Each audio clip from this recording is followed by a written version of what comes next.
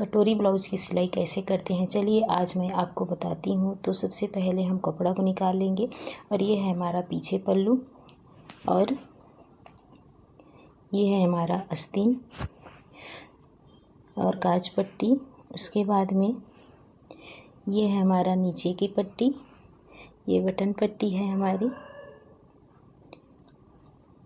और ये है हमारा साइड पट्टी और कटोरी का कटिंग। तो सबसे पहले हम सिलाई करेंगे पीछे पल्लू को। तो ये है हमारा कपड़े वाला ब्लाउज़। तो 1 इंच कपड़ा को अंदर की ओर मोड़ते हुए इसमें हम सिलाई लगा लेंगे। आप चाहें तो इसमें तुरपाई भी लगा सकते हैं, मैं यहाँ पर सिलाई लगा रही हूँ। ये सिलाई होने के बाद अब हम इसमें किनारे से 4 इंच पर एक निशान लगाएंगे टक के लिए और टक की लंबाई हम रखेंगे 4 इंच पर। इस प्रकार से निशान लगाएंगे और कपड़े को पलट देंगे और थपथपा देंगे तो दोनों तरफ हमारा निशान बनकर तैयार हो जाएगा। अब हम टक की सिलाई कर लेते हैं। इस प्रकार से हम दोनों तरफ टक में सिलाई लगा लेंगे। टक में सिलाई लगाने के बाद हमारा पीछे पल्लू बन करके रेडी है। अब हम सिलाई करेंगे कटोरी की। तो कटोरी में हम टक का निशान लगा लिए। इस प्रकार से हम दोनों कटोरी में टक निशान लगा करके इसमें सिलाई लगा लेंगे। देखिए हमारा कटोरी बन करके तैयार है। अब हम इसको जोड़ेंगे साइड पट्टी में। तो हम नीचे में रखेंगे साइड पट्टी को, ऊपर में कटोरी को रखेंगे और इसमें इस प्रकार से सिलाई लगा लेंगे। सिलाई धीरे धीरे लगाएंगे जिससे कपड़े में खिंचाव ना आए। इसी प्रकार से हम दोनों तरफ की कटोरी और साइड पट्टी को आपस में जोड़ करके सिल लेंगे। देखिए हमारा साइड पट्टी और कटोरी बन करके तैयार है। अब हम सिलाई करेंगे नीचे की पट्टी की। तो ये नीचे की पट्टी को भी अंदर की ओर मोड़ते हुए इसमें सिलाई लगा लेंगे और यहाँ पर जो तिरछा है ना उसको मैं बाद में काट करके सीधा कर लूँगी। इस प्रकार से हम दोनों पट्टी में सिलाई लगा करके तैयार कर लेंगे। उसके बाद हम इस पट्टी को अटैच करेंगे कटोरी और साइड पट्टी में। तो मैंने नीचे में पट्टी को रखा है, ऊपर में कटोरी को रख करके इस प्रकार से सिलाई लगा लेंगे। इसी प्रकार से हमें दोनों तरफ सिलाई लगा करके तैयार करना है। देखिए हमारा दोनों साइड का बन करके तैयार है। अब हम दोनों फ्रंट पार्ट को आपस में मिला लेंगे और इसको नाप लेंगे ताकि छोटा बड़ा ना हो। अब बैक पार्ट से भी मिला करके नाप लेंगे।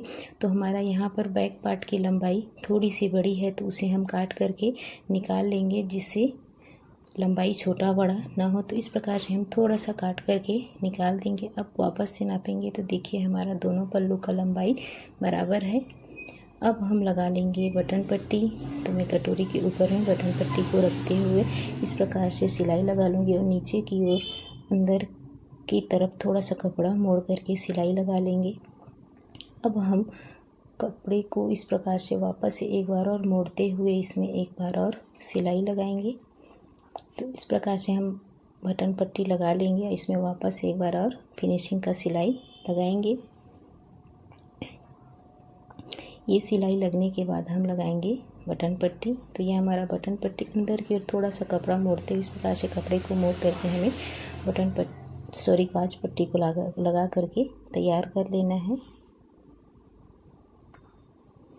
अब इस कपड़े को अंदर की ओर वापस से एक बार और मोड़ेंगे और एक बार और सिलाई लगाएंगे। अब हमारा काज और बटन पट्टी लग करके तैयार हो चुका है। अब हम दोनों को आपस में नाप लेंगे ताकि इसकी भी लंबाई छोटी बड़ी ना हो। तो देखिए दोनों को नाप लिए। उसके बाद हम दोनों शोल्डर को आपस में जोड़ते हुए सिलाई लगा लेंगे।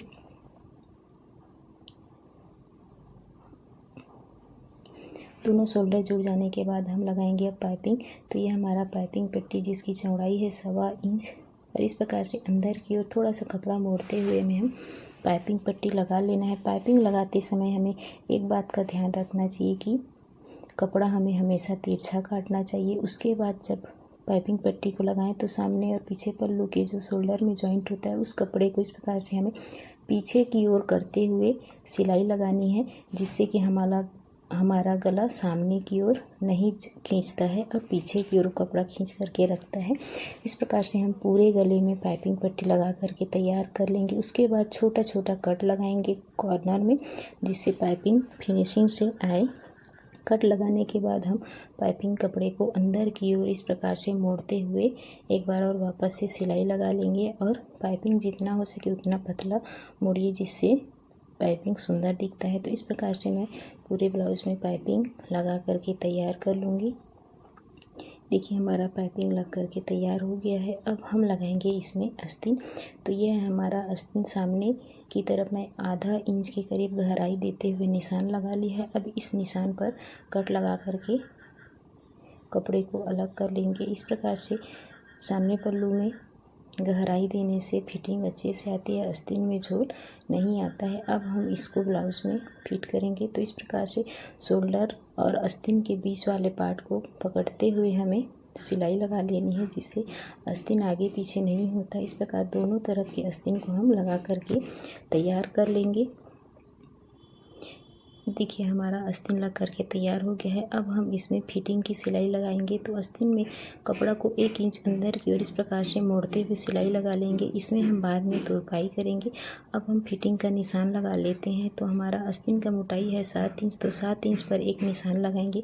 उसके बाद सीने पर 10 इंच का निशान लगाएंगे। कमर पर हम 8 इंच पर एक निशान लगाएंगे और तीनों निशानों को आपस में मिलाते हुए सिलाई कर लेना है। इसी प्रकार से हमें दोनों तरफ इस प्रकार से निशान लगा करके सिलाई करना है। इस प्रकार से हमारा ब्लाउज़ बन करके तैयार है।